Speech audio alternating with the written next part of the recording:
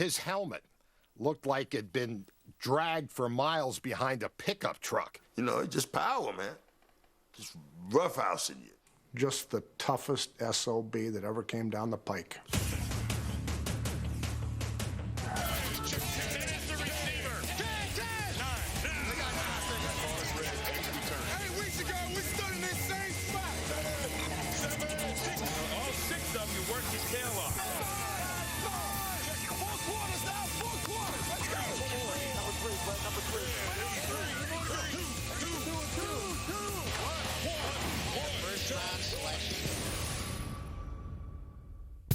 Power is everywhere in the NFL, from the floodlights and fireworks to the fiercest men to ever carry a football. You see the guy who's the power back, he's got a neck that's about the size of my waist. Thighs this big. Boy, he is too big to be playing running back in the NFL. But power backs are more than intimidating appearances. You got to be a big guy, but you can't be a slug. They had the ability to run over people, but they also were extremely elusive. How can a guy that big do the do-si-do? They made their living moving piles. The whole thing would just shift. You could not stop him. He'd get his 4 yards no matter what. Oh, my God. That is sheer power. Their power became their identity. Come on, ride this bus. You can ride it. Buses, tanks, and trucks trampled their way to the top of our list. Steamrolling, power driving, bulldozing. And we're counting them down, the best ever, beginning with a nightmare in Kansas City. Number 10 power back of all time, Christian Okoye. Another great nickname, the Nigerian Nightmare. Hand off Okoye. He's past the 10. He's past the 5. He chucks in touchdown. An incredible run by the Nigerian Nightmare, Christian Okoye. He was a nightmare to try to defense, no question. I guess that's where he got his name. He had huge legs, big shoulders. If you saw his shoulder pads on his shoulders and he was in that huddle, he looked like a lineman. Do you want to try to bring down somebody named the Nigerian Nightmare? You don't want any Nigerian nightmares ever. He's gonna wear your ass out.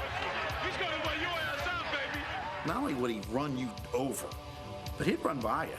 Here's a pitch out of Koya. There's a block. There's a hole. Koya breaks it free. 40, 35, 30, 25, 20, 15 on the sideline. 10, 5, touchdown. He was a powerful, strong running back, and he was a nasty guy. Psst. Wake up, Stephanie. Walk towards the closet. Oh, my. How you doing, Stephanie? He had a real soft spirit for such a physical guy. Christian Okoye. Wow. He was a very nice person. Am I having a dream or something? No, a nightmare. A Nigerian nightmare. Funny, huh? And it didn't seem to fit. Take care, man. Oh, you too, man. Hey, don't run. He was one of the nicest guys in the world when he was off the field. Yeah, down. When we're down the field, he was like, boy, he transformed into the Nigerian Nightmare, everybody called him. The Nigerian Nightmare would not be denied. A track star in his native Nigeria, Okoye came to the Chiefs with exceptional strength and speed, but his football skills were unpolished. He had a limited football background. I think he was, what, 24 years old or something when he first started to play. Are you okay? Yeah. 100%? Yeah. Good. Once Okoye caught on, he was unstoppable. In 1989, our number 10 power back beat Barry Sanders for the NFL rushing title and carried the Chiefs into the playoffs for just the second time since Super Bowl IV. Christian! Keep it up. Keep it up. As we got involved in what we were doing from an offensive standpoint, he was one of the 2 or 3 key guys. Okoye up the middle to the 5. Touchdown, Okoye. He might have been the first modern-day power back who had breakaway speed. You know, I'm going to see you later. Catch you later. Go on. Christian, where'd you go, Christian? At some point, your body begins to wear down, and the big backs last even less. Come on, big man. Next thing you know, you forgot he missed a season, and then you forgot about him entirely. Power backs often have imposing identities, but nasty nicknames aren't enough to make our list. some of the great power back names by themselves are just punishing enough. Bam Morris, Sam Bam Cunningham. Anytime you get Bam in a power running back's name, you know the guy has some serious strength to run you over. Craig Hayward might not have been a Bam, but his bullish runs earned him the nickname Ironhead. Nobody's going to catch Ironhead Hayward. Walter Payton had power in his game, but the nickname Sweetness soured his chances to make our list, while Sweet Dreams were smashed by our next power back. The number 9 power back of all time, Marshawn Lynch. I mean, I know I'm going to get got. But I'm going to get mine more than I get got, though. Beast mode is real. That is real. I mean, it's like watching a video game. It's like so absurd. Only God and Marshawn Lynch can move tectonic plates.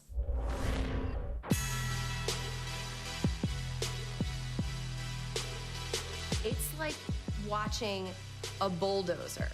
Lynch left side. Finds a little bit of a hole. Keeps his legs moving. Beast mode on. He's across the 40. Midfield. Through that guy? 45 is on the run. Lynch. 40. Pushes the man. 35. Look at him go. Just barreling through people. Look at him go. He's down to 20. 15. He could go. Touchdown Seahawks. Oh, my word. I felt that building shake. Probably is the greatest individual effort as far as a play we've ever seen. He's known for the Beast Quake run. You are spectacular. Goodness gracious, beast mode. But he has like 5 others that are right in that vicinity. Marshawn Lynch, the beast, is on the loose. His run in Arizona? 79 yards, and that made Beast Quake look like a walk in the park. Looked exactly like Beast Quake against the Saints in the playoffs. Marshawn Lynch, sick, a bad back, says, get out of my way. There are times when I watch Marshawn Lynch runs that I forget that he had that run. Tell me what your name is, bro. Marshawn Lynch makes lasting impressions on his opponents, leading the NFL in broken tackles in 2013 and 2014.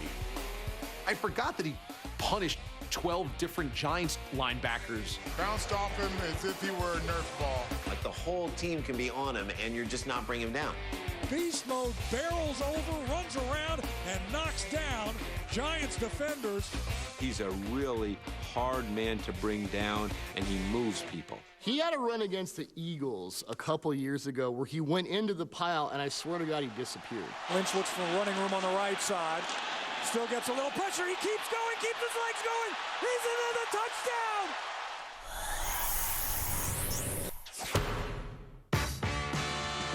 Our number 9 power back has a strong base and uses his feet to make an imprint on our list. He has great balance, and he always keeps his feet moving. He's so much quicker than people think he is. You think you have him tackled for loss, and he gains, another 8 yards.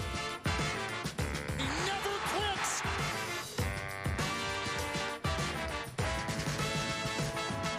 Look at that stutter step and lateral move by Marshawn Lynch. He doesn't give up on the play. Don't you guys know you can't tackle beast mode like that? He's hard to take down, and he's one of those guys that you really don't like playing against. I would say Marshawn Lynch definitely deserves a spot on the list of power backs. He's one of the great power backs ever. The number 8 power back of all time, Bronco Nagurski. Bronco Nagurski was a fullback that I think everybody was measured against. Now comes that line-smashing behemoth, Nagurski. What a guy. I saw Bronco Nagurski as the first sign that football was meant to be played by a certain breed of cat. Big, brutish kind of runner, head down, high knee action, cloud of dust. Next play.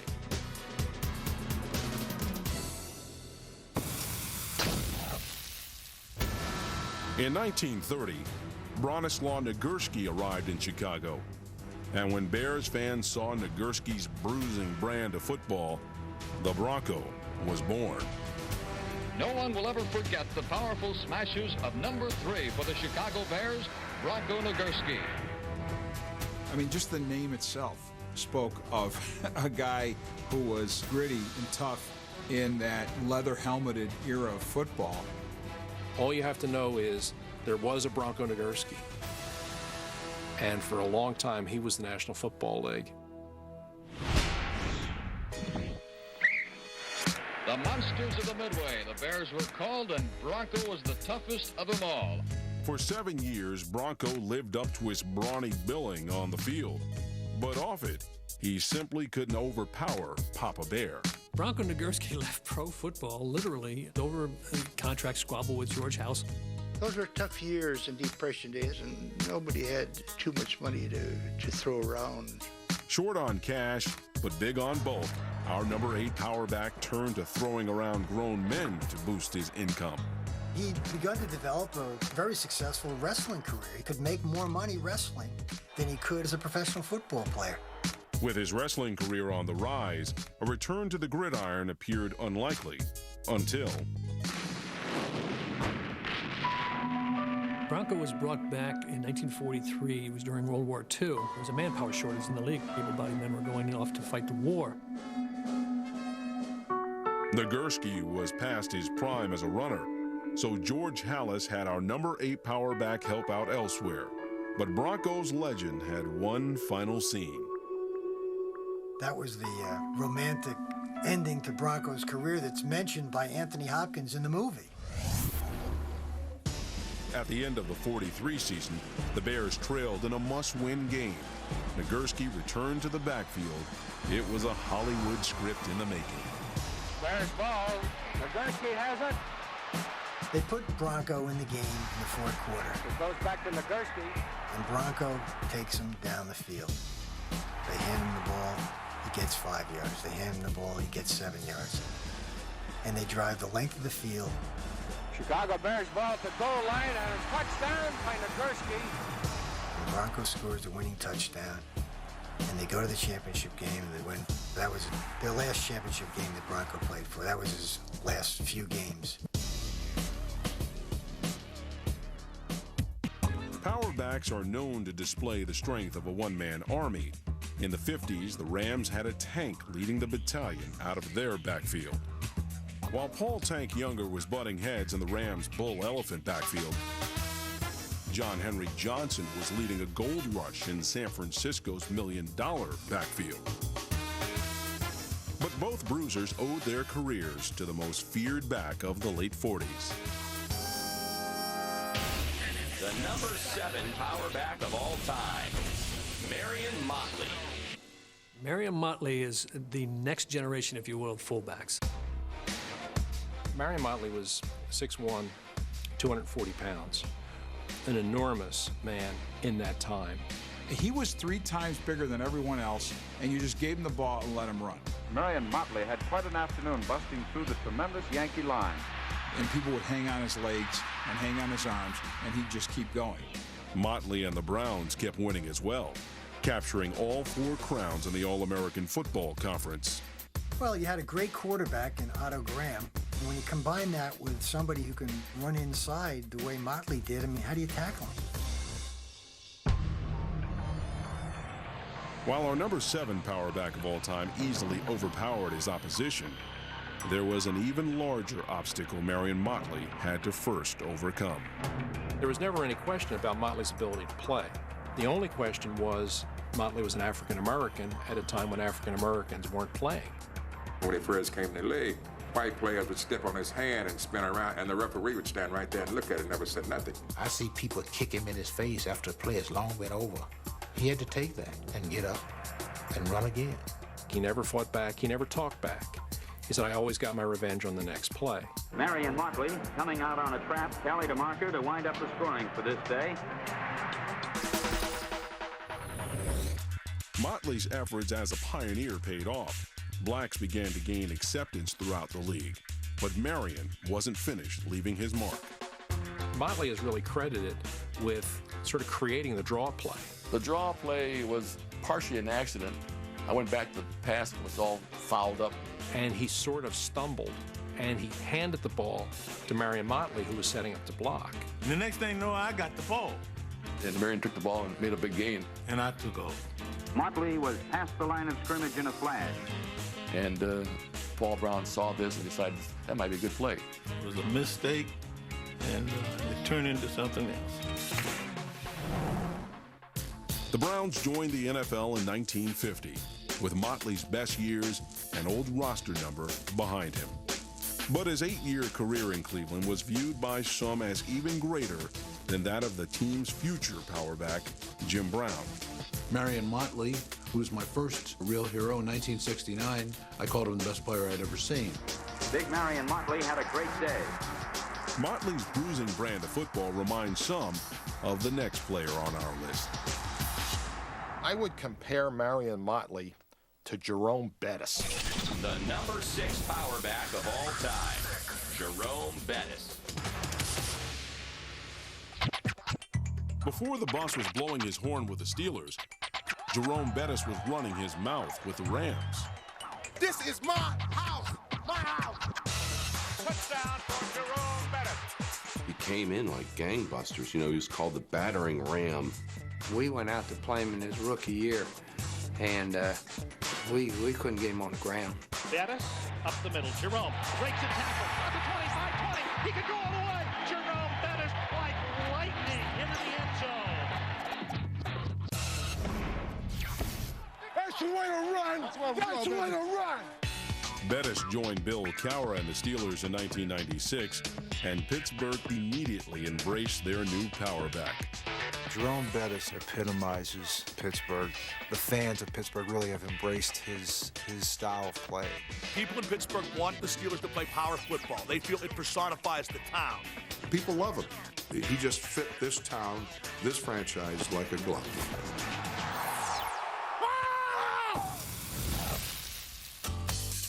The power of our number 6 back was popularized by his trademark persona. Here comes the bus! Going for a ride! They give us to the bus. He breaks a tackle. He's at the 5-4-3-2-1. Touchdown! And there's an avenue for the bus, and the bus says it's easy street. Wheels on the bus. Go round and round. The bus is cranked up and in gear. I think it's one of the great nicknames of all time because it portrays exactly who he is as a runner. He runs like a bus. Jerome would just run people down like roadkill. He's just a guy that locks and loads, bears down. The bus was driving hard. He had the quick feet. He could find the hole. They give us to the bus, and the bus walks into the end zone for that Steelers touchdown. But man, he could really put the thumping on you. And the bus leaves cleat marks all over his spine. The bus shakes him off like flies. The bus just starting to roll, baby. Just starting to roll. What part of you wants to come back? The competitor. Rolling into his 10th season as a Steeler, the Bus had enough left in the tank to bring home a title. We ain't done yet now. There's a lot more miles in those tires. You watch that clip of him running over Brian Urlacher, and that summarizes what the bus is. The bus drives, and the bus gets to the goal line. Touchdown, Pittsburgh! The Bears were trying to tackle him, but they just could not. Smash my football, baby. Pittsburgh style. From that game on, he had them believing that they could actually get to Detroit. The Bus made it back to Motown and put the finishing touches on a perfect ending for our number 6 power back. I mean, here a guy's born and raised in Detroit, and he wins the Super Bowl in his hometown. We're champions of the world, baby! They can't take this from us! It's like a Hollywood script that would get thrown in the trash because you say, you know what? That could never happen. I'm a champion, and I think the Bus's last stop is here in Detroit. And the number 5 power back of all time, Jim Taylor. Well, if you're putting together a list of the great power runners of all time, Jim Taylor has to be on it. He was the power back on what many people consider the ultimate power team, the Lombardi Packers. He was a very compact, explosive runner, and he hit the line with splintering force. The Bayou Blaster leaves a scattered trail of ground as he slams for 10 well-earned yards. I have Jimmy Taylor's jersey when I was growing up. I was a Jimmy Taylor freak. He just brought a certain toughness to the running back spot. I love that guy. Jim Taylor was probably as physically fit, strong, well-prepared as anyone on our team. When he went out on a football field, you knew that this was one guy who was going to give you every ounce of energy he had. Every play with Jim Taylor was an examination of his manhood. He relished contact, and he actually enjoyed colliding with defenders. Attack your defender instead of him attacking you. Try and use the right arm as a thrust to make the contact with him. He seemed to be on a seek and destroy mission looking for tacklers. Gentlemen, this is the most important play we have. It's the play we must make go. It's the play that we will make go. And it's the play that we will run again and again and again. Pulls hard. That play, of course, was the famed Packer sweep, and it was tailor-made for their bruising fullback. In 1962, our number 5 power back was the NFL MVP and led the league with nearly 1,500 yards and 19 touchdowns. Taylor gallops for a Green Bay score. If you want to think of the prototypical Green Bay Packer performance, you think of Jimmy Taylor in Yankee Stadium in the '62 championship game. In single-digit temperatures and 30-mile wind, passing was impossible. It became a brutal ground war pitting Taylor against Giants Hall of Famer Sam Huff. Once again, Huff and Taylor exchanged pleasantries, not all of them polite. At halftime, I might have had 4 or 5 stitches in my elbow, and I'd bitten my tongue, and was sitting some blood and things. Taylor is taking his lumps today, and the fans have a feeling that this could get personal. Taylor's career-high 31 carries and only touchdown of the game made the Packers champions again. Our number 5 power back won 4 titles with Green Bay and scored the first rushing touchdown in Super Bowl history. To Jim Taylor on a power sweep, cutting back. Taylor is in for the touchdown. His best years were 1960 to 64. He gained over 1,000 yards in each of those 5 seasons. And that's the time when the NFL season was only 14 games, and 1,000 yards really meant something. The number 4 power back of all time, Larry Csonka. Zonk was the guy that you always wanted to push him off the bus first and say, fellas, the Dolphins are in town. There was no mistaking how they were going to attack you. There was no mistaking how that game was going to be won. It was going to be Larry Csonka. Shula had a perfect system, and Csonka was a guy that certainly wasn't the fastest guy that ever played, but ran with tremendous power. There wasn't no hip shaking. There wasn't no quick feet moves. You know, you just had 265 pounds of pure, unadulterated dynamite. So far, it's been all Miami. All Larry Csonka. That's right. His helmet looked like it'd been dragged for miles behind a pickup truck. He had so many collisions. People tried to tackle this guy, but not with the tenacity of stopping him, but rather with the ability to simply hold on and try to wait for help. Went back to the huddle once, and I looked at the guys up front and said, hey, man, at least slow this stuff down. There was no slowing or stopping Csonka and the Dolphins in 1972. Touchdown, Larry Csonka! Our number 4 power back put up the highest rushing total of his career in 72 and became the only power back who has ever been perfect. Politeness, however, wasn't part of his game. He's the only running back in the history of the National Football League that's ever been called for unnecessary roughness on a tackler. That was a shot that I took because I wanted to return a couple of earlier favors. And kaboom! This free safety, his eyes rolled back on his head and actually spelled out jackpot when he hit the ground. And it was right in front of Shula. He's screaming right in my face. That's a great hit, great hit. At that time, the flag flew in. He's marking it off against us. And I said, you're going the wrong way. He said, no, I'm not. Look what 39 did to that poor tackler. Yeah, we got the 15 yards, but we won the game, so. Winning became customary with Csonka in the lineup. except when our number 4 power back was rendered powerless by a computer. This is the Dream Season. In 1989, we did a fantasy series called Dream Season. And in the final game, the Dolphins were beaten by the Steelers.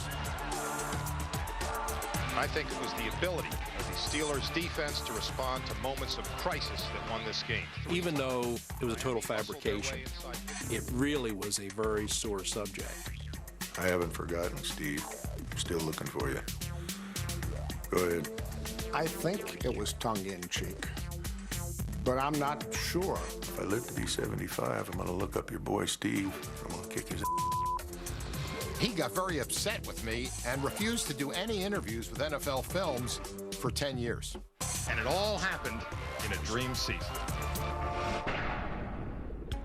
Those who never faced Larry Csonka can only dream about his dominance, I don't know what Csonka was like to tackle. while today's players still marvel at his power. Other grown men trying to tackle this dude, they couldn't get him down. It was just the way he was running. But there's a humility to this hulking runner who, while powerful and perfect, was just part of the bigger picture. Larry Csonka has no illusions of grandeur. I was no fabulous running back. I earned everything I got, and I earned it riding on the shoulders of those men. He didn't win rushing titles. He didn't win a lot of individual honors, and he didn't care. All he cared about was whether the team won or lost. When I think of Zonk, I think of his nose splattered all over his face and says, "Don't you love it, Mad Dog?" Just the toughest SOB that ever came down the pike. While many of the power backs on our list steamrolled their way to Super Bowl rings, only a few big men were able to bring home a Heisman. Alan the Horse Amici won the award at Wisconsin and went on to score the game winner in the 1958 NFL Championship. United gives to Amici. The Colts are world champions. Bo Jackson knew power and power hitting, but we couldn't make room for a part-time player on our list. Jackson also got jacked with a career-ending injury. Give it to Williams, straight ahead to the 5, to the 2. Touchdown. Ricky Williams' career also went up in smoke, but his Heisman season at Texas brought back memories of when the stiff-arming statue went to the next player on our list. The number 3 power back of all time, Earl Campbell. Below the belt, that's where the Earl Campbell conversation always starts. You know, not many times as a young man I noticed another man's thighs. Earl Campbell had thighs this big. Got thighs as big as your waist. I mean, that's how big his thighs are. Maybe I'm not giving him enough credit, like this big. He's the only guy I ever saw come into our locker room before the game and had his girdle on and everything, and everybody's looking at his legs. It was like, wow. They basically were 2 tree trunks with cleats at the bottom. Those tree trunks hailed from Tyler, Texas, and they took root in Houston, where Earl Campbell barreled into the hearts of Oilers fans. Who couldn't love those Oilers? You know, Pastorini's their quarterback, their coach wears a cowboy hat, and they got this big, mean bowling ball of a running back in Earl Campbell. It was a marriage made in heaven. Houston, Texas, and the Tyler Roads. They basically lined him up and ran him 30, 40 times a game. Earl not only makes the ground game go, but sets up Dan Pastorini's air attack as well. We had pretty simple game plans. I'd look at him in the huddle and say, "You tired?" He said, "Yeah." I said, "I'll throw a couple." One guy cannot bring Earl Campbell down. It takes 2 guys to bring Earl Campbell down. He ran with amazing and destructive power. Although he was known best for his smash, Earl was also able to dash. Campbell has a 30, 35, 40, 45. He's open. Our number 3 power back ran away with the league's rushing title in his first 3 seasons. Earl was scary because of the power and his speed. You know, he had the ability to outrun you and run over you. Earl was quick enough where he would just avoid you, and then he would continue on getting yardage, and that's what made him great. There were a lot of unbelievable runs with this guy. I mean, the guy was just a highlight reel every time we played the game. We were playing in Mile High Stadium, and it was 3rd and long. Earl pops through, and Steve Fuller hit him right in the thigh. Delayed him just for a pause. And then he just kept on moving. Monday Night Football, Texas kid, Bum Phillips, Oiler fans. There was just something really magical about that whole night. Earl Campbell breaks a tackle at the 20, 25, 30, 35, 40. At the 50, he may go. I remember one time we were playing the Rams in the Astrodome. Isaiah Robertson was coming in to knock him down and finish him off type of thing. And Earl headbutted Isaiah right in the chest. And the next thing that hit the ground was the back of Isaiah's head. And I'd known Butch, as we called him, for years. I kind of looked down at him laying on the ground and said, "What do you think about that, Butch?" But the hardest hit that Earl Campbell ever dished out was in the Astrodome against the Oakland Raiders in 1979. Jack Tatum got a running start, hit him, and then Jack went down. He felt really good because he hit Earl hard. So Earl had spun around over the goal line, and Tatum said he looked around, there's Earl in the end zone smiling at him. I enjoy sharing with other people, and as long as I share with other people, I think I would always be successful. Campbell shared his talents for 8 unforgettable seasons. His success didn't come with a Super Bowl ring, but his reign as the Oiler Cannonball revived a franchise and made Campbell our number 3 power back of all time. You think about all these guys now, you watch them, and then you go back and look at Earl, and then you'll realize that they weren't great like he was. Plenty of power backs carried their team to the big game. 252-pound Pete Johnson barreled the Bengals into Super Bowl 16. In 1994, Natron Means met business, electrifying San Diego with the Chargers' first AFC championship. Natron Means scores. And Jamal Anderson fueled the Falcons all the way to the NFL finale in 1998. But on Super Bowl Sunday, those power runners were runners-up, while our number 2 power back ran away with a ring. The number 2 power back of all time, John Riggins. Every Sunday at the park, you can see him arrive. He stands 6'2" and weighs 235. He's been a lot of places and known a lot of glory. And this here, my friends, is the real-life story of the Diesel. The Diesel was the impact that a back like Riggins has on opposing defenses, because this guy's just ripping you apart. Rigo was a very tough running back. I mean, he'd knock you around like a 10-pin in a bowling alley. The Diesel was reckless. He had disregard for a lot of things, which made him even that much more effective. Touchdown, Washington Redskins! Our engineer said, "I've got a sound effect." He's got a Diesel sound effect. So he starts playing it when the Diesel's going. Big run, John Riggins. The fans loved it, and it just kind of steamrolled from there. It was fun blocking for somebody like that. The guy was a tough guy. He goes to the beat of a different drummer. I mean, but that's John. While coming in second on our list, John Riggins is first when ranking the most bizarre power backs to ever play. Riggins seemed like he was kind of like in the wrong business. He should have been in the movies. Have you been in jail before? Prison camp in Nam. You know, I mean, he had personality. Broncos, Rangers, roomy vans. I'm a tough Ford trucks, most of the NetH fans. Oh my gosh. The guy's a fruitcake. I'm gonna get stuck coaching a fruitcake for 10 years. This was kind of my way of expressing myself. You know, the last guy you ever want to pick on is a crazy guy. I mean, you know, the tough guy, you got a shot because you think he'll think logically. The crazy guy don't know what he's going to do. The news of my craziness has been greatly exaggerated. What John Riggins did off the field defined John Riggins. But then when it came to practice, when it was all over, there was one guy out there running gassers. It was John Riggins. The guy was the Kansas State, 100-meter champion. I mean, the guy was a speed demon. He had the ability to run inside with power and run outside with some speed and elusiveness. Riggins might be gone.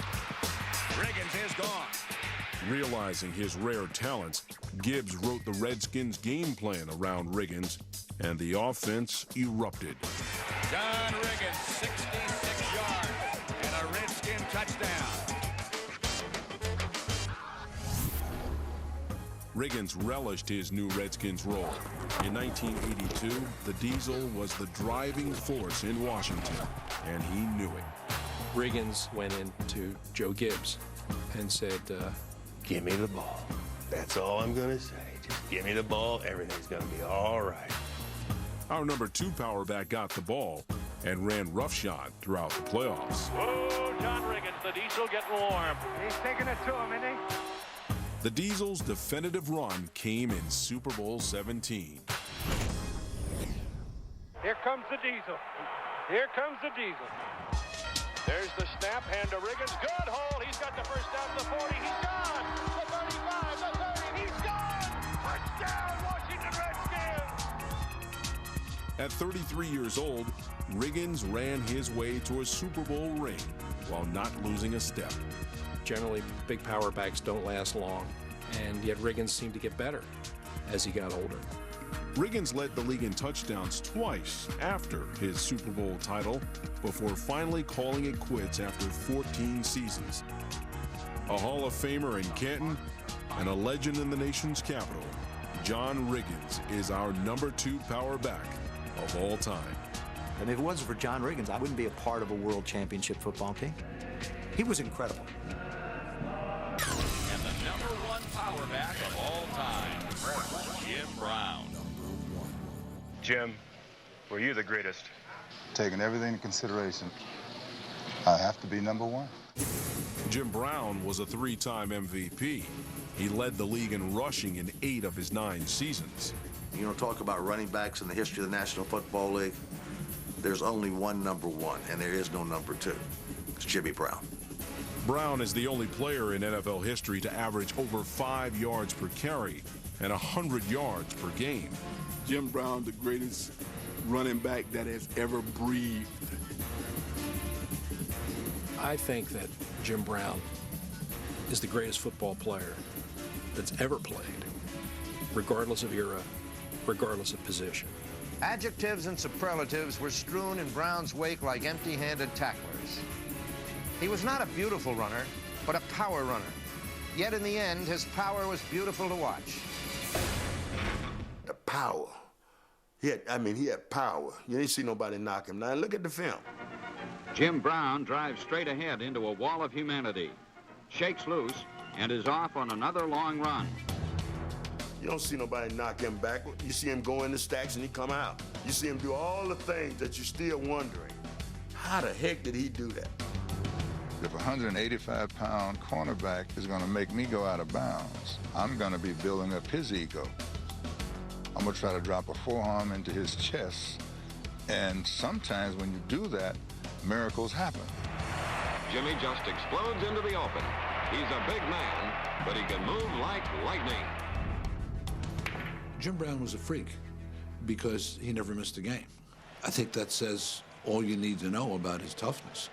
Some players today, they get shampoo in their eyes and they miss 2 weeks. And if they did to them today what they did when Jim Brown played, these guys, they'd be crying like little babies. You see people clotheslining, you see helmet to helmets, you see the big defensive line, if they get him, try to pick him up and slam him down. Nobody compared as a runner to Jim Brown. Our number 1 power runner of all time was the strong, silent type. He intimidated enemies with his rigorous pregame exercises and patented glare. He never spoke between plays, and he always got up slowly. If you get up slow each time, that's the constant. They don't know when the wind is knocked out of me. They don't know when I'm hurt. They don't know when I'm dizzy. They don't know anything. No one ever knew when Brown was hurt, even his own teammates. As many times as he carried the ball, as much of a pounding as he took, he was never in the training room. What they didn't find out until later was Jim came in at 6 o'clock in the morning and went in the training room. And it sort of conveyed this sense of this is Superman. faster than a speeding bullet, more powerful than a locomotive, able to leap tall buildings in a single bound. The pro game in the pop age had a number of superstars, but only one Superman, and he was Jim Brown. In 1964, the Browns beat the Colts, and Jim Brown was finally a champion. 2 years later, at the peak of his career, he retired. I left at the age of 29 years old, and I was MVP of the league. I wanted to have a career, a full career, have it peak, and leave and do other things. For years after that, I mean, 5, 6, 7 years after that, there were people that would say that he was going to come back and play again. And he never did. And I don't know if he ever really seriously entertained thoughts of doing it. For Brown, it was all about power. The power of his body, the power of his mind, and the power of his spirit. Jim Brown, the unstoppable and undisputed #1 power runner of all time.